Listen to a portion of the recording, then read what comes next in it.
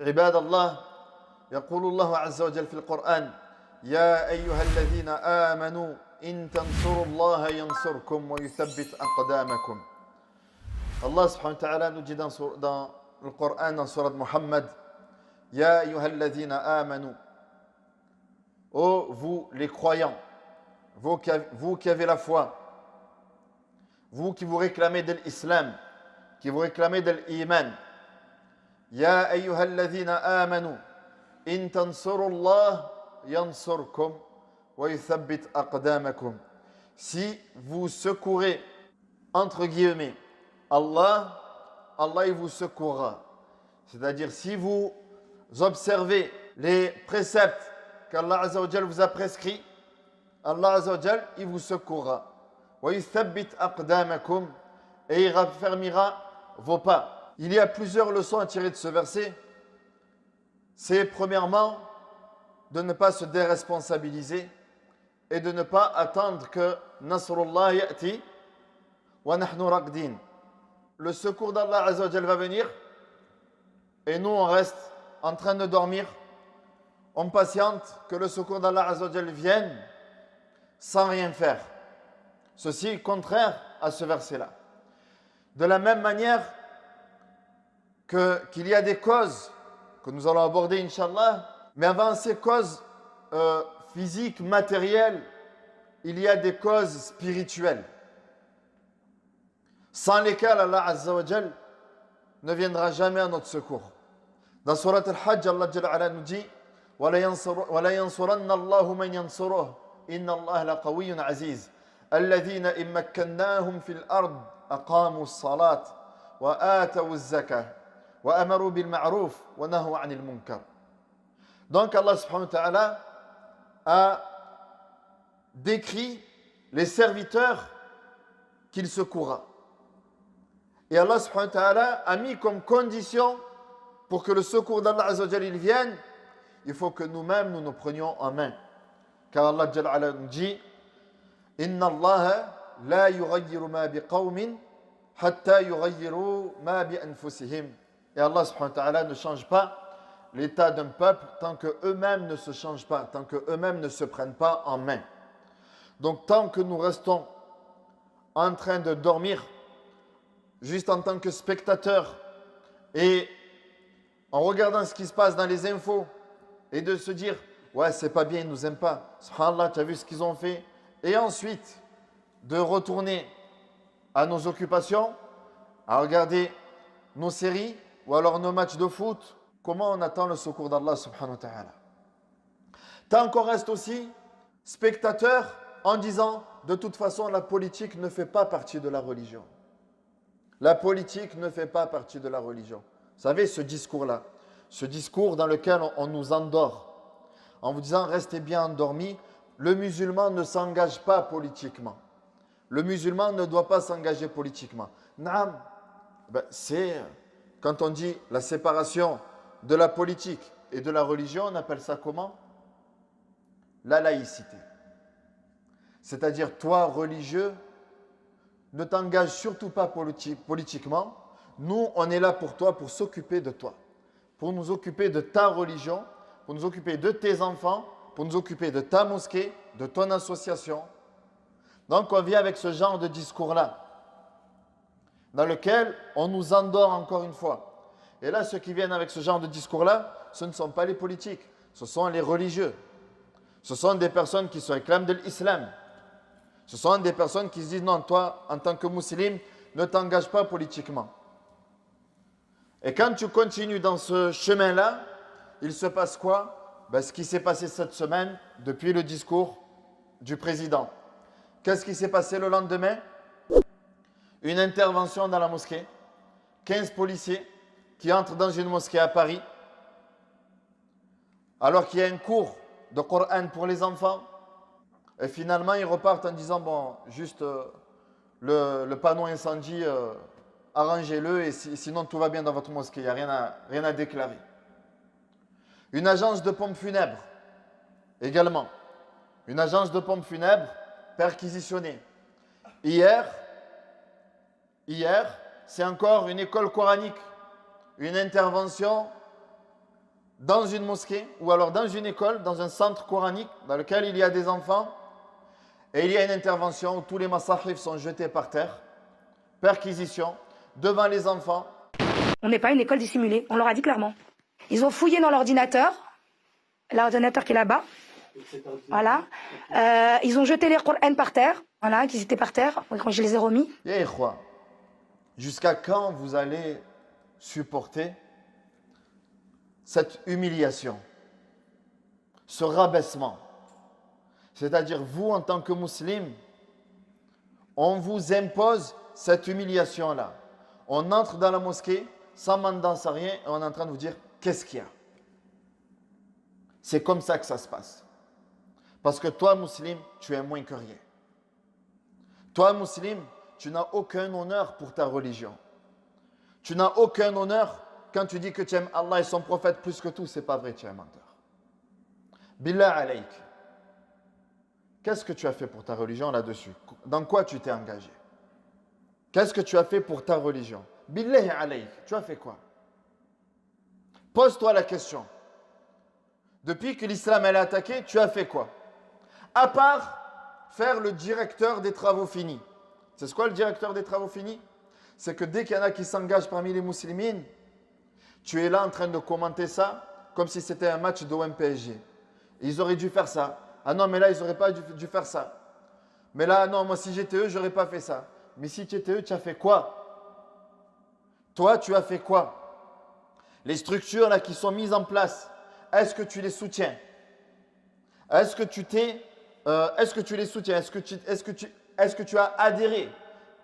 Est-ce que tu as adhéré? Est-ce que tu les as soutenus financièrement? Est-ce que tu as soutenu juste par tes doigts?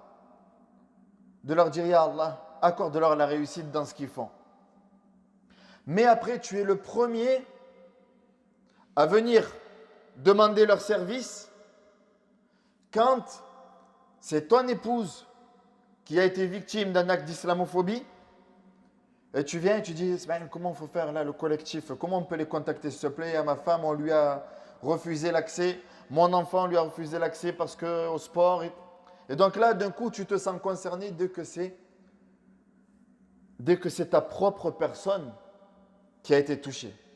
Et Allah Azza wa Jalla nous dit, Inna hadihi ummatukum ummatan wahida. Wa inna hadihi ummatukum ummatan wahida. Wa ana rabbukum. Ce projet est Ibad Allah qui sera voté le 9 décembre. Après, si ça gêne que je parle politique, vous pouvez partir. Hein. Il y en a qui n'aiment pas le discours politique, qui n'aiment pas, ils disent que le minbar et tout ça, il doit. Si ça gêne que je parle, on a mis on a forcé personne. On a forcé personne à venir. Je peux très bien parler aujourd'hui de l'histoire des Sahaba, de l'histoire de Aïcha radiyallahu anha, des histoires qui vont nous faire vibrer quand on parle des Sahaba. Mais après, on occulte la réalité. Je préfère moi-même parler des Sahaba plutôt que de parler de ce genre de sujet-là. Mais si on n'éveille pas vos consciences à vous, qui va les éveiller? Si on ne vous parle pas de ces sujets-là, qui va vous en parler?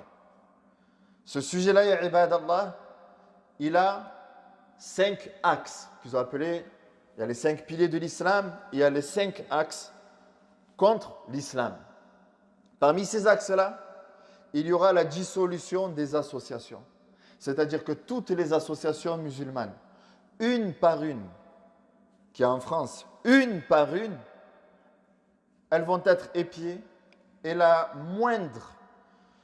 Et le moindre problème qu'on peut trouver, mais un problème pas forcément lié à l'idéologie, un problème lié au sanitaire, lié aux normes de sécurité, lié à un défaut dans la comptabilité.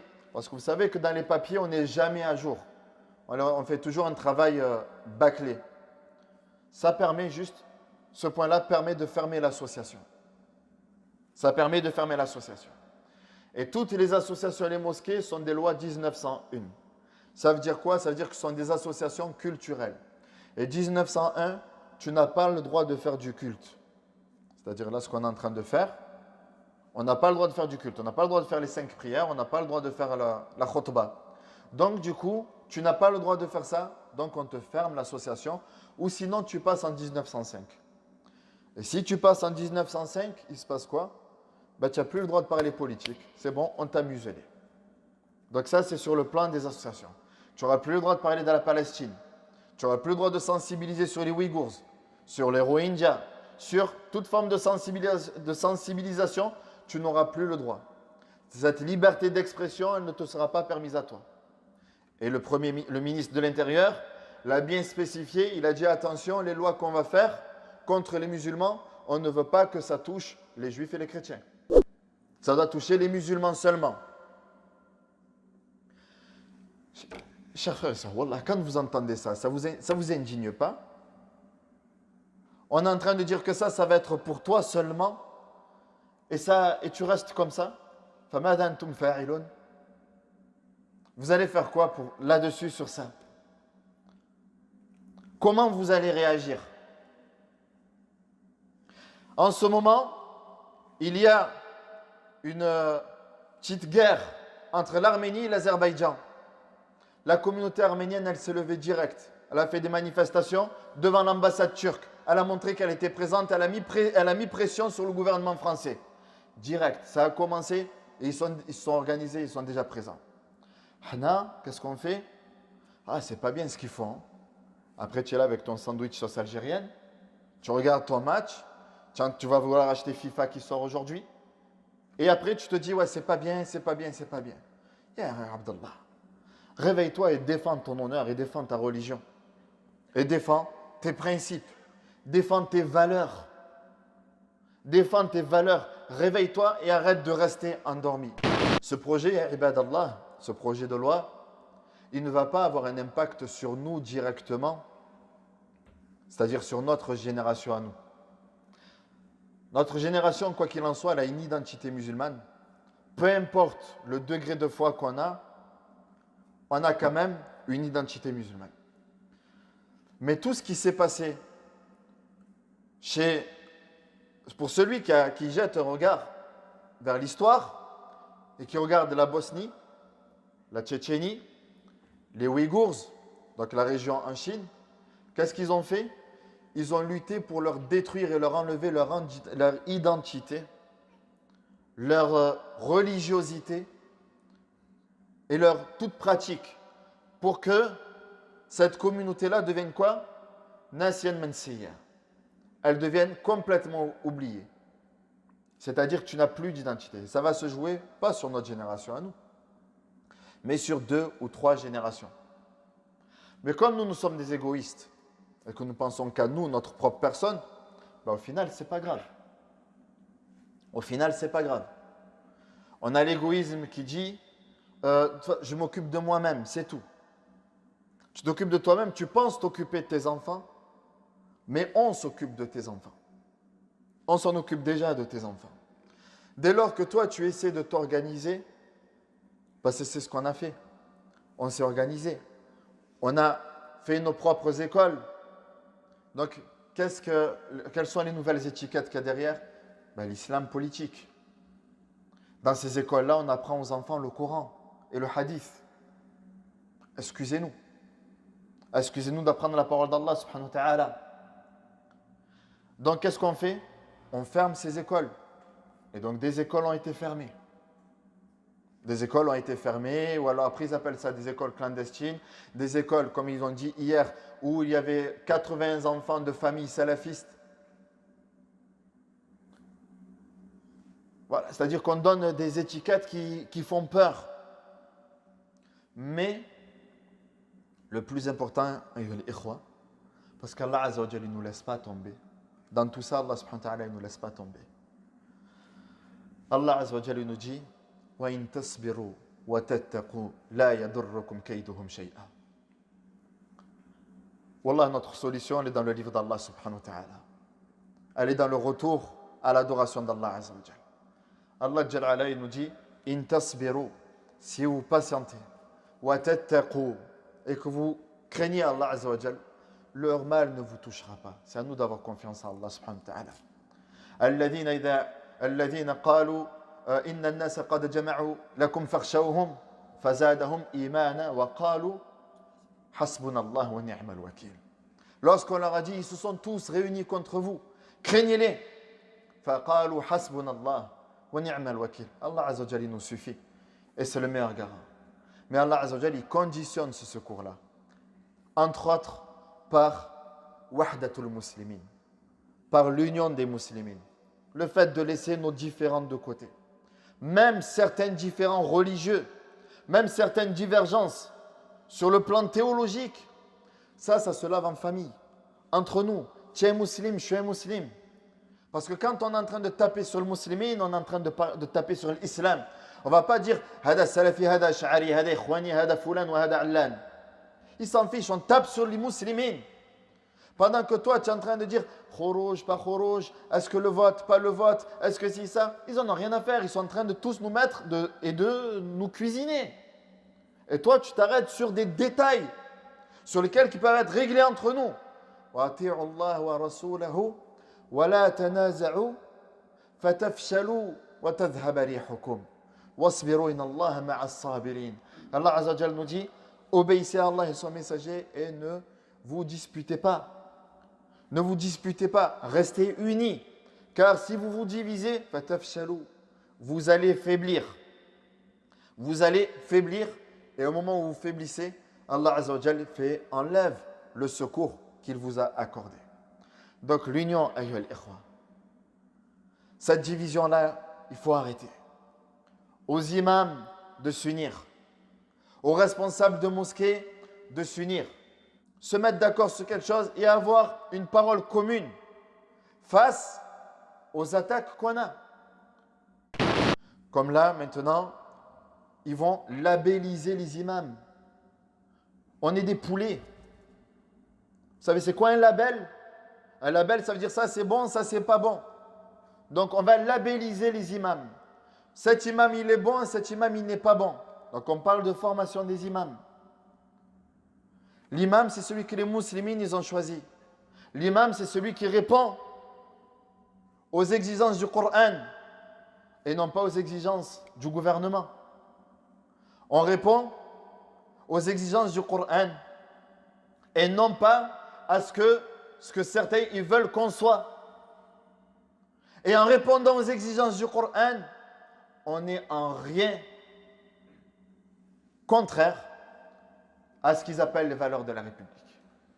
On n'est en rien, là il faut arrêter d'avoir peur des mots. Le Coran, c'est hayatuna, c'est notre vie, c'est notre mort, c'est notre au-delà et c'est notre paradis. Tu t'accroches au Coran, wa'tasimu bihablillahi jami'a wa la tafarraqu. Restez tous ensemble, unis. Dans quoi? Autour du Coran. Et ne vous divisez pas. Et ne vous divisez pas. Wa la tafarraqu.